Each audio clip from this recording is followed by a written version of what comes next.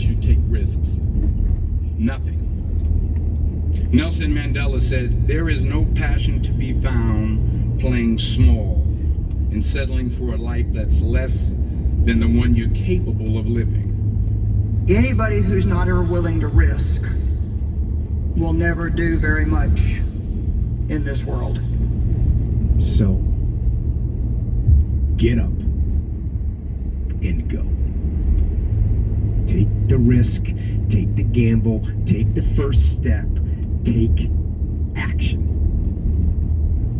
And don't let another day slip by. Like, we are not just here to read stories and books about other people doing other things. We are called to live it out.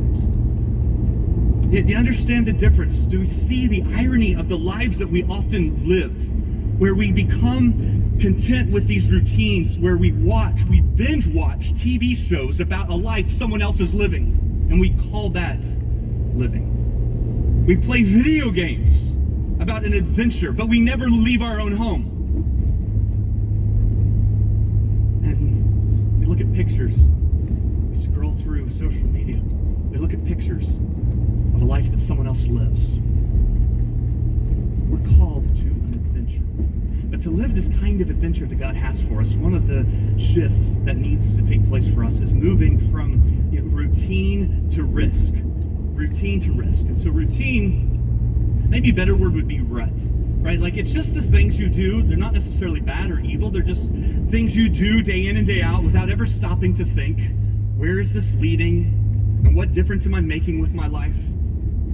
The ruts that you might not even feel like you picked them yourself. They were just handed down to you, and whatever rut your parent was in, that's the rut you find yourself in, and you do what they did, and you get to the end of your life, and that's it. You don't ever really stop and think, is this what my life is supposed to be? Is this the difference I was supposed to make? Is this what I've been called to do? And we just get stuck in these ruts. And you get into a routine long enough, you're going to make a rut. You get into a rut long enough, you're going to fall into a grave. And that's how most people spend their life on this earth. It's just this normal routine, this rut, this grave. And Jesus says, I came in John 10:10 that you might have life and life more abundant, not a boring, predictable existence. So many of us are just existing rather than living. We're brought up to believe you've got to stay safe. Don't get too excited. Don't believe for too much. The sad thing is when that comes over into our Christianity, where people are, don't expect God to do too much. Don't believe God for too much. Just stay safe. Stay in the boat. Just stay with the status quo. But the fact is that so many of us live our lives in fear.